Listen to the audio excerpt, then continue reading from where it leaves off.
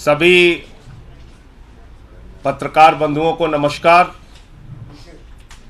आज इस पत्रकार वार्ता के माध्यम से मैं पूरे देश को ये बताना चाहता हूं कि इन्फोर्समेंट डायरेक्टरेट यानी कि ईडी कैसे इन्फोर्सिंग डिक्टेटरशिप बन गया है, कैसे तानाशाही पूर्ण रवैया अपनाए हुए है, इसका एक एक करके आपके सामने आज खुलासा करूंगा। ईडी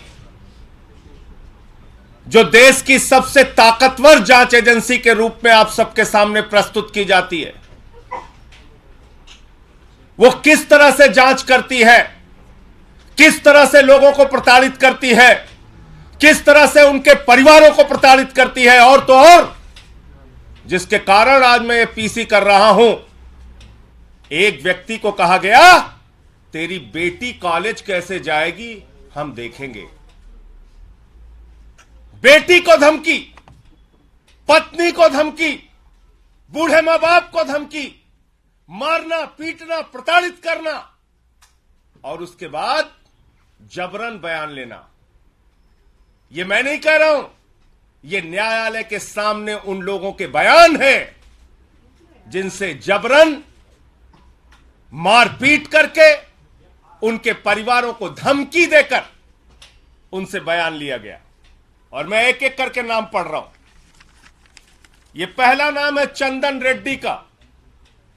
यह चंदन रेड्डी हाई कोर्ट में पिटीशन करते हैं, माननीय उच्च न्यायालय में याचिका दाखिल करके ये बताते हैं कि ईडी ने इनको मारा, इनको पीटा, इनके परिवार को धमकी दी और कहा जैसा हम कहते हैं वैसा लिख, वरना तेरे परिवार का वो अंजाम करेंगे तो कहीं मुंह दिखाने लायक नहीं रहेगा।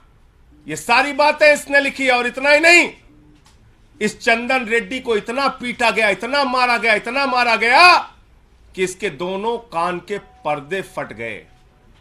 दोनों कान के पर्दे फट गए। मार मार के, प्रताड़ित करके ईडी का जो हिटलर शाही का गैस चैंबर है, मैं कहूंगा, वहां पर 3rd डिग्री टॉर्चर इस व्यक्ति को देकर जबरन इससे साइन कराया गया।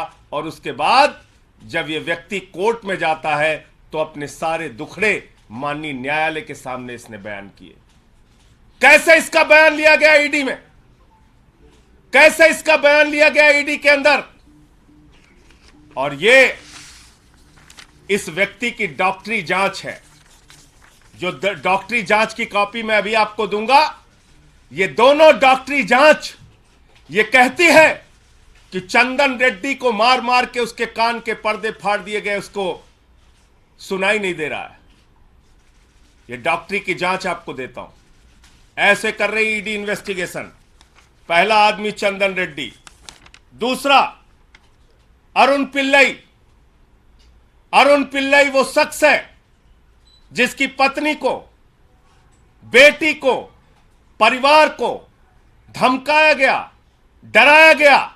ईडी ने बयान लिया और बयान लेने के बाद यह शख्स कहता है, न्यायालय में लिखकर देता है, माननीय न्यायालय के सामने कहता है, मुझसे जबरन झूठा बयान ईडी ने लिया, मुझसे जबरन झूठा बयान ईडी ने लिया।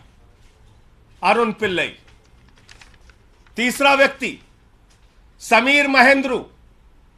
समीर महेंद्रू, इसकी पत्नी को बुलाकर गिरफ्तार करके रखा गया, धमकाया गया, डराया गया, परिवार को प्रताड़ित किया गया। झूठा और जबरन बयान ईडी के द्वारा लिया गया। ईडी ने झूठा और जबरन बयान समीर महेंद्रू से लिया और इसने किसी और के सामने नहीं, माननीय न्यायालय के सामने, माननीय न्यायालय के सामने समीर महेंद्रू ने लिख कर दिया कि जज साहब, हमसे तो जबरन झूठा बयान लिया गया। समीर महेंद्रू। तीसरा नाम चौथा नाम भूषण बेलगावी। भूषण बेलगावी, इस व्यक्ति से भी ईडी ने प्रताड़ित करके झूठा जबरन बयान लिया और इसने किसी और को नहीं, जज साहब को जाके कहा, न्यायाधीश महोदय, माननीय न्यायालय, हमारी रक्षा कीजिए, हमसे ईडी ने झूठा जबरन गलत बयान लिया। पांचवा नाम मनास्वामी प्रभु ने, इससे भी ईडी ने जबरन झूठा जबरदस्ती का बयान लिया और बाद में इसने भी न्यायालय को लिख के दिया, किसी और को नहीं, ध्यान दीजिएगा मेरी बात को, माननीय न्यायालय को लिख कर दिया कि न्यायाधीश महोदय, जज साहब, मुझसे ईडी वालों ने जबरन झूठा जबरदस्ती प्रताड़ित करके बयान लिया। छठवां नाम राघव रेड्डी, ये राघव रेड्डी छठवां नाम, राघव रेड्डी, इसने न्यायालय के सामने जाकर कहा कि न्यायाधीश महोदय, हमको तो दबाव बनाया जा रहा है राजनीतिक नेताओं के नाम लेने के लिए, हम पर दबाव बनाया जा रहा है राजनीतिक नेताओं के नाम लेने के लिए। मैं पूछना चाहता हूं, किसके इशारे पर ईडी काम कर रही है? किसके दबाव पर ईडी काम कर रही है? किसके डायरेक्शन पर ईडी काम कर रही है? क्योंकि एक बहुत चौंकाने वाली बात इनके हाई कोर्ट के पिटीशन में लिखी हुई है, चंदन रेड्डी के। क्या कह रहे हैं ये? कह रहे साहब, ईडी के अधिकारियों ने तो मारा पीटा, कान के पर्दे फट गए, वहां कुछ ऐसे भी लोग थे जिन्होंने हमको मारा पीटा, जिनको जो ईडी के ऑफिशियल्स भी नहीं थे। ऐसे लोग थे जो ईडी के अधिकारी नहीं थे, उन्होंने भी हमारे साथ मारपीट की। कौन से लोग हैं? किस पार्टी के गुंडे ईडी के दफ्तर में जाके लोगों के साथ मारपीट कर रहे हैं? कौन से लोग हैं जो ईडी के दफ्तर में जाते हैं, पूछताछ करते हैं, मारपीट करते हैं और जबरन बयान लिखवाते हैं? इसका खुलासा होना चाहिए। माननीय हाई कोर्ट के सामने यह याचिका पड़ी है। इसके साथ साथ मनीष सिसोदिया जी के पीएस रिंकू, आप जानते हैं कानून में नियम है, किसी को भी बुलाओ, नोटिस दो, पूछताछ करो, कैमरे में पूछताछ करो और सारी जानकारी ऑन पेपर रखो। ईडी हवाई डिपार्टमेंट हो गया है। फोन करता है, बुलाता, आजा, बैठ इतने घंटे, जा घर जा, फिर आजा, बैठ सुबह से शाम तक, फिर घर जा। आप गुंडागर्दी करके, धमका के, डरा के, कान के पर्दे फाड़ के, तेरी बेटी कॉलेज कैसे जाएगी, इस तरह का बयान देके जांच कर रहे हो? इस तरह का बयान देके जांच कर रहे हो? मैं देश के प्रधानमंत्री से पूछना चाहता हूं, आपने बेटी बचाओ बेटी पढ़ाओ का नारा दिया है, बेटियों के नाम पर धमकी दी जाएगी तो कोई आदमी तो अपने प्राण भी दे सकता है, कागज पे दस्तखत करना तो बहुत दूर की बात है। लड़ना है तो सामने सामने लड़ो, कायरों की तरह बेटी का, पत्नी का, परिवार का सहारा लेके मत लड़ो, सामने सामने लड़ो। जो भी लड़ाई करनी है सामने सामने करो। और आपको याद होगा, देश की पार्लियामेंट में, देश की संसद में मैंने ये सारे विषय सिलसिलेवार करके एक एक मुद्दा उठाया था ईडी के संबंध में और कहा था कि पिछले 8 वर्षों में 3000 छापेमारी ईडी ने की है और मात्र 0.5% ईडी का कन्विक्शन रेट है। और यह कहने पर मुझे प्रिविलेज का नोटिस मिला। बहुत अच्छी बात है। देश की संसद में अब मुझे ये सारे मामले उठाने का अवसर मिल गया। मैं विशेषाधिकार समिति के सामने इन ईडी के अधिकारियों को बुलाने के लिए आज ही ये सारे कागजात प्रस्तुत करूंगा कि ईडी के इन सारे अधिकारियों को बुलाया जाए। विशेषाधिकार, संसद की विशेषाधिकार समिति के सामने मैंने जो मामला पार्लियामेंट में उठाया था, उन आरोपों को ये सारे कागजात 100%, मैं तो कहूंगा 100% से ज्यादा सिद्ध करते हैं कि ईडी राजनीतिक दबाव में जबरन झूठा मामला बनाती है, सरकारों को बदनाम करती है सरकारों के ऊपर झूठे आरोप लगाती है। शराब घोटाला जैसी कोई चीज, उसका कोई सिर पांव है ही नहीं। जिन लोगों के जबरन बयान लेकर ईडी ने ये सारे मामले बनाए हैं, वो तो न्यायालय के सामने जाकर कह रहे हैं, हुजूर हमें तो मारा जा रहा है, हमारे तो कान के पर्दे फाड़ दिए जा रहे हैं, हमारे परिवार पे दबाव बनाया जा रहा है, हम पे दबाव बनाया जा रहा है और झूठे बयान लिए जा रहे हैं।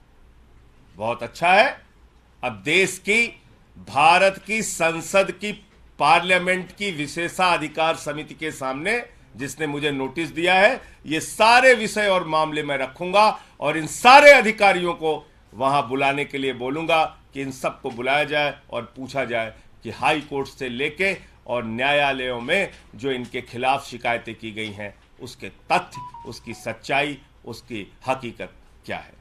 मुझे इतनी बात कहनी थी। आपका कोई मुद्दा हो, कोई बातचीत हो, कोई सवाल हो, जिन लोगों ने पेटिशन लगाई है, क्या वो सभी आरोपी जो हैं आबकारी नीति से जुड़े हुए हैं या अन्य अन्य मामलों में भी हैं? ये सारे आबकारी नीति के जो बयान लेकर झूठा मामला ईडी खड़ा कर रही है, ये उससे संबंधित है।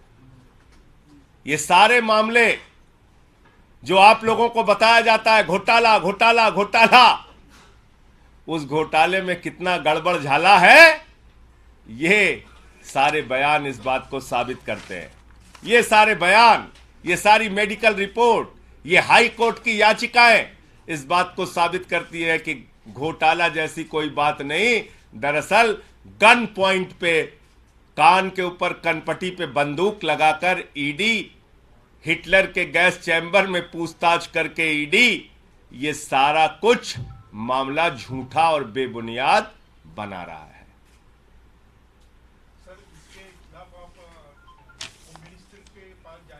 मुझे तो खुद विशेषाधिकार समिति का नोटिस ईडी के मामले में ही मिला है ना।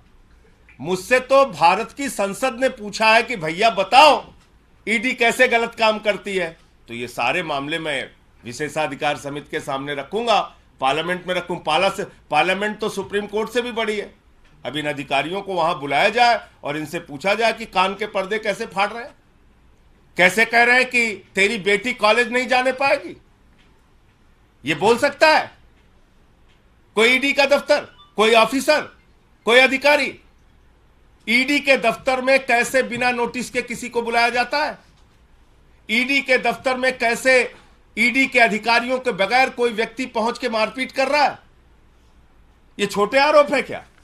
और ये हाई कोर्ट की याचिका है और ये डॉक्टरों की मेडिकल रिपोर्ट है चंदन रेड्डी के मामले में। ये सारे कागजात मैं अभी आपको उपलब्ध करा दे रहा हूं, और किसी का कोई प्रश्न हो तो पूछ सकता है। आपको लगता है कि मनीष सिसोदिया के मामले में भी इस तरीके की हरकतें ईडी कर सकती है जिस तरह का आरोप आप लगा रहे हैं?